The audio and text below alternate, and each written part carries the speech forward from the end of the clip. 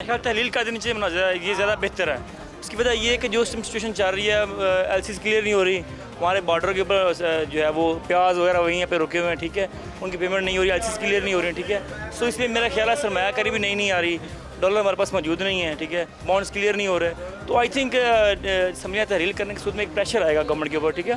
Pressure ये आएगा कि जब ऑलमोस्ट 70% जो हमारी सीट्स होंगी ना MPs की और MNS की, वो खाली हो जाएंगी, ठीक है। तो 70% मुल्क में इलेक्शन करवाने से बेहतर है कि आप पूरे मुल्क में 100% इलेक्शन करवाते हैं, ठीक है।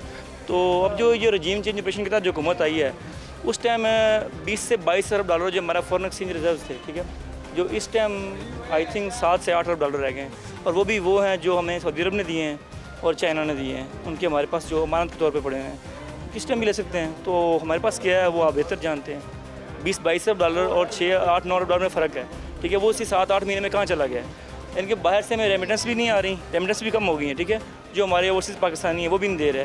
सो आई थिंक जो है ना, इस टाइम सबसे बेस्ट ऑप्शन जो है मुल्क को आगे ले जाने के लिए यही है कि अब नए इलेक्शन किए जाएँ, ठीक है, करवाए जाएँ, और ये दोनों हर पार्टीज़ के लिए बेहतर है। मुझे एक बात और समझाइए, आपका नाम पूरा क्या है? आसिफ नाम है। आसिफ, क्या करते हैं आप? मैं रियल एस्टेट का बिज़नेस करता हूँ। आसिफ, मुझे ये समझना है कि जो लोग आर्गूमेंट के तौर पर ये कह रहे हैं कि इलेक्शन के लिए भी खर्चा चाहिए आपको अच्छा खासा, और दूसरा केयर टेकर्स के हाथों मईशत के फ़ैसले नहीं होने चाहिए, कोई ओनरशिप वाले लोगों के हाथों होने चाहिए, वो तहरीक इंसाफ हो, पीपल्स पार्टी हो या नून लीग हो, कम से कम ओनरशिप वाले पार्टियां हैं। इस तरह का एक आर्गूमेंट है, आप इस पे क्या गाइड करेंगे? देखिए, बात यह है कि जहाँ तक इलेक्शन का खर्चा है ना, वो तो पिछले दिन बता रहे थे इलेक्शन कमीशन ऑफ पाकिस्तान के सेक्रेटरी जनरल है ना, सेक्रेटरी, वो भी बता रहे थे कि ये 100-150 अरब रुपये का काम है, ठीक है।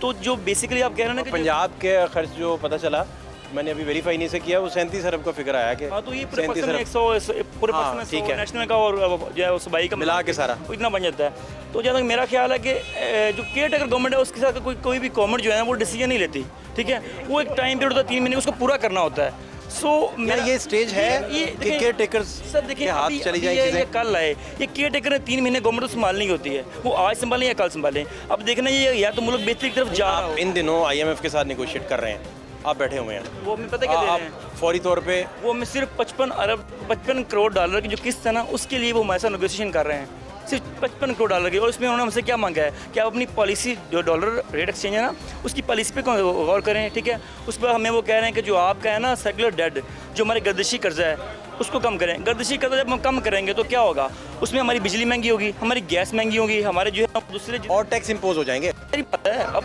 सेकुलर डेट सेकुलर डेट इसी चीज़ का नाम है ना, हमारे जो है वो गर्दिशी कर्जा ज़्यादा है, इसलिए मेरा ख्याल है वो तो हम पे प्रेशर करेंगे ना, प्रेशर करेंगे। अब 55 करोड़ डॉलर के लिए हम कितनी और इनके तरले मिलते करेंगे, कितना इस कौम के ऊपर बोझ डालेंगे, ये बात खुद अंदाजा। आप कहते हैं कि लॉजिकली फिर इलेक्शन में चले जाना चाहिए। बेसिकली ये मकसद ये नहीं कि PTI ना PMLN या पीपल्स पार्टी, मसला ये है कि इस टाइम जो नया जनरल इलेक्शन है ना, वो इस कौम को इस बहरान से निकाल सकता है। वो नई गवर्नमेंट जो भी है, चाहे PMLN की है, पीपल्स पार्टी के, तहरीक इंसाफ की है, जमात इस्लामी, जिसकी भी है, ठीक है, उसमें ये होगा कि वो 5 साल के लिए उनके पास फ्रेश मैंडेट होगा, कोई भी जो फॉरेन एक्सचेंज जो रिजर्व्स हैं वो बढ़ेंगे, हमारे ऊपर रेमिटेंस आएंगे, ठीक है, एतमाद बढ़ेगा, चाहे वो नून लीग की हो, चाहे पीपल्स पार्टी की, PTI की, ठीक है।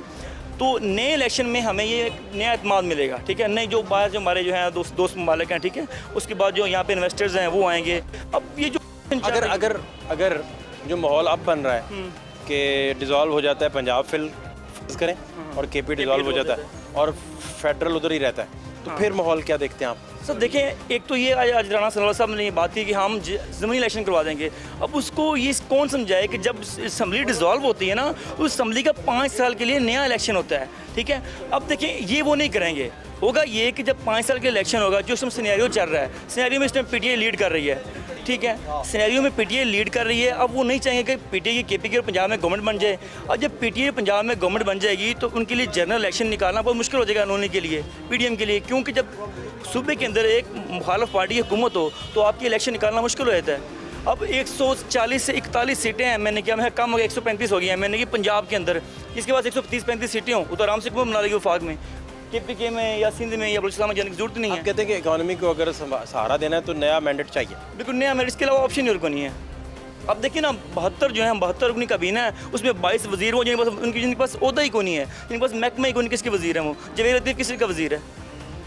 बताया ना, जवेद लतीफ़ किसी का वजीर है? किसी को नहीं पता। इससे इस तरह के मामला हैं। देखिए ये नॉन सीरियस रिएक्शन गवर्नमेंट का है, तो मेरा ख्याल है इनको अब जनरल इलेक्शन की तरफ जाना चाहिए और यही बेहतरी है। अब डे बाई डे इनके हालात ख़राब हो रहे हैं। अब मैं बेसिकली डिस्ट्रिक्ट कोकाड़ा से बिलोंग करता हूँ, ठीक है। डिस्ट्रिक्ट कोकाड़ा में आई थिंक इस टाइम 4 MNA की सीटें हैं और 8 MP की सीटें हैं। उनमें से एक सीट सिर्फ वाद जिसमें थोड़ा सा क्लोज कॉन्टेस्ट हो, अदरवाइज नून लीग ने ठीक ठाक मार्जिन से सीटें निकाली हैं। अब जो कंडीशन वहाँ चल रही है, वहाँ पे एक MP है उन्होंने इलेक्शन लड़ने से इनकार कर दिया। वो 4 दफ़ा लगातार MP बन चुका है। तो मकसद बात करने का हालात इनके ख़राब हो गए हैं। वहाँ पे लोगों का जो रुझान है वो तहरीक इंसाफ की तरफ जो ख़त्म हो चुका था वो दोबारा बढ़ गया है, ठीक है। तो वोट बैंक इमरान खान का बढ़ा है इस टाइम। मुझे एक बात और समझाइए, वो ये कि जैसे परवेज़ इलाही साहब ने बताया, इमरान खान साहब को भी बताया और TV प्रोग्राम्स में भी बताया कि तरक्याती कामों के मसाइल भी हैं।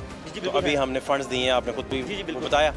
तो अभी इलेक्शन में चले जाएंगे तो वो तरक्याती काम भी रहेंगे, इसका क्या किया जाए? क्योंकि मैं तो आपको इस पिपरा रूल्स को समझता हूँ। इसमें ये होता है अगर आप डिस्ट्रिक्ट गवर्नमेंट को यानी कि डिस्ट्रिक्ट काउंसिल को काम दे दें ना, टेंडर दे दें, या डिस्ट्रिक्ट गवर्नमेंट काउंसिल को आप पैसे फंड्स रिलीज़ कर दें, तो इसमें ये होता है कि चाहे जो मर्जी गवर्नमेंट आए वो फंड्स रिलीज हो चुके होते हैं और DCO ने काम करवाना होता है, ठीक हो गया। अब क्या कर रही है गवर्नमेंट ये? अब गवर्नमेंट ये चाह रही है किसी तरीके से दो बात नहीं आप समझे, मैं समझ गया हूँ। कहाँ एक MPA किसी चीज़ का क्रेडिट ले और वो तहरीक इंसाफ का हो, कहाँ वो तरक्याती काम हो जाए लेकिन क्रेडिट ही ना हो। तो ये पॉलिसी बिल्कुल पॉलिटिकल लोग तो ऐसे नहीं सोचते। परवेज़ इलाही और मोहम्मद सलाह यही चाहते हैं कि हम किस तरीके से 2 या 3 महीने इस गवर्नमेंट को चलाएं और एक मिनी बजट दे के ना और फंड्स रिलीज़ कर दें, ठीक है, ताकि हमारी PR व आवाम में बेहतर हो जाए। ये चीज़ चाहते हैं वो।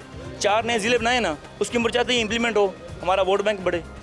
सर ये सियासी फैसले हर कोई करता है, ये इनके सियासी मुफाद में है। राणा सलाह साहब यही कह रहे थे, राणा साहब कि आज हमारा अब तक जो हमने नुकसान किया वो हमने सियासी नुकसान किया है, ठीक है। ये अब जो है ना, ये परवेज़ इलाही साहब और PTI के कुछ MPAs जिसमें DG खान, रेमियार खान के आज मिले हैं खान साहब से, उन्होंने यही कहा कि ना इस गवर्नमेंट को 3 से 4 महीने चलने दें ताकि जो तरक्याती मनसूबे शुरू किए हैं ना उसको कंटिन्यू कर सकें, ठीक है। अब तरक्याती मनसूबे से इनको वोट मिलते हैं। मैंने पंजाब का मसला गया, पंजाब में वोट किसको मिलता है? जो सड़क बनाए, जो नाली बनाए, जो सोलंग बनाए और जो नौकरी दे। तो ये हमारे यहाँ सिर्फ पंजाब में इस चीज़ का ये कल्चर है पंजाब का, यहाँ वोट इस तरह मिलते हैं।